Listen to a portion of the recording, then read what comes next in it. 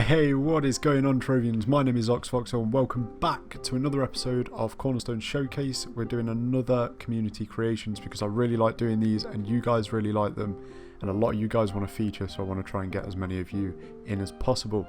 So as you can see behind us we have Buinovsky's floating fortress, so let's go and check it out. Alright, I think we made it just in time before that guy put his cornerstone up there. Alright, so as we can see, guys, there is not a lot going on in this crater. However, we have the waterfall falling from the fortress here, which gives a nice little effect. We have the updraft blocks. So there is a point to this, the crater. When we get up there, you'll notice, I'll explain why the crater looks so cool. So here's Buinovsky, we've just missed him, but he's going down the stairs. Now this room is my favourite room of all, I think. I don't know because there's a lot of cool rooms in this one, but this one's a really nice one. So here's the man who created it, Buinovsky. And this room is great, and the reason we're in the sea, I think, is because of this room. And what it does is it allows the water to fill around the glass, because obviously we've built underneath, and it looks like we're in a fish tank. It looks fantastic. It's a really nice idea. And then to have the wall trophies of the fish along the walls is another great idea, because it looks like the fish are just swimming along there. Now there is a secret room in here, which is just over in the corner, but I just want to show the loot collector and the personal chest in here, which is really nice to have because it gives you a purpose to come down here. And that's cool because it's a really nice room and it'd be a shame if it went to waste. So the secret room isn't really much. There's a few portals in here and whatnot to other worlds and such, and there are trophies and such like that. It's just a little hidden room, which I think is always a nice feature to have, especially in your cornerstone, because a lot of people actually explore your cornerstones while you're out and about, and that's why it's important to have them looking good. Okay, we are stuck. We are stuck in the bottom here, so let's jump out. There we are. We are out nice and easy. Alright, so let's go upstairs and let's check out the floating fortress. Now here we have the updraft blocks, which we can use to hit the bottom of the fortress if we're like me and not very good at aiming. But there is actually a hole there, and we can use the updraft blocks to just glide through it if we aim it right. Buinovsky can do it right every time. He's perfected it. He's perfected the art. We can also use the waterfalls to get up if we don't have wings, which I think is really good because he accommodates to everyone, which is awesome. But I really want to show you guys getting up through here. We made it, we made it, we made it. Alright guys, we made it. You actually can fly all the way out to the top there like so, which is really cool. But I'm going to drop down to the first level first because I want to show you guys how awesome this is. So the crater actually lines up with the bottom of this, so it's like a jigsaw piece. So it actually looks like the fortress has been ripped out of the ground and now it's floating, and it lines up really well with the bottom. If you notice, look, we have the bottom parts of the fortress. I cannot get a good camera angle here. We have the bottom parts of the fortress would clip into this part here, which is awesome because it means that it really does look like the fortress has been ripped out of the ground. And so that's a really, really cool feature, one of the coolest features I've seen, especially in a floating cornerstone, because it's a lot of effort to line all those up properly. Alright, so now we have the fortress itself, and it looks good. It looks like a real fortress. We have the banners outside and stuff like that. We have the grass, which obviously would have been the grass laid down if it hadn't been ripped from the floor. And then we have the flooring is amazing. The grates, I don't actually have this recipe yet, but I will definitely be searching for it because I want this flooring everywhere because it looks awesome. The grates on the floor. We have pretty much everything up here that we could want, but it's all in different locations. So we have like forges and stuff. I think they could possibly be on... Oh no, they're here in the corner. So we have forges, benches, all that good stuff. And then you have trading posts, your loot collector, your personal chest, and your ring crafting benches, ring crafting, gardening, and a barber shop. Now, the reason I pointed all that stuff out is because it blends in so well with all the wall trophies that you could have missed it.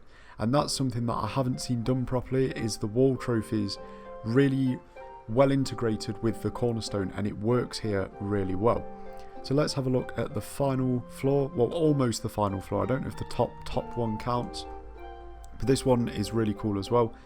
It's almost like a prison. It looks like a prison of portals, which is absolutely awesome because these portals are all in order. He has everything from Uber 1 to Uber 6, and it just looks great from the outside. You can see the portals through the windows and stuff like that. It's just a really nice array of colours. It just looks fantastic, and everything else has got a bit of a red glow to it, so the portals fit in really nicely. Then at last we have the top, where I think he's just trying to fill with trophies at the minute, but again it looks really cool, and it's a really nice place to look out from. You can definitely look out quite a distance from here. And another cool thing is you can use the updraft blocks that are below to fly upwards, and you don't actually need to put them in on the top floor to use them, which is a nice idea because sometimes they don't go well with the colour scheme and stuff like that. So it's a really, really nice idea to have them just flying up straight from the bottom. So that does it for this one. There is another one coming up, but I just want to say a quick well done to Buanovsky, and we should all give him big credit for his floating fortress. On to our second cornerstone of today's showcase, guys, and this one is a personal favourite of mine.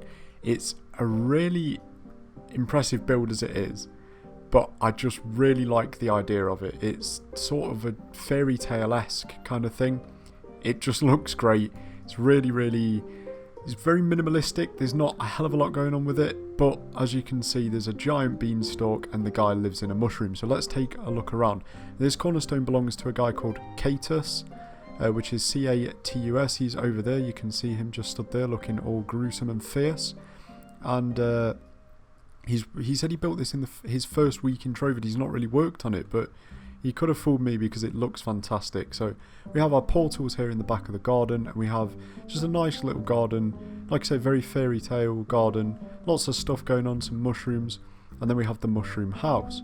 Inside the mushroom house they've just got all the stuff that you would need, such as a throne, as well as rejuvenation stations and all the benches and stuff that you need quick access to.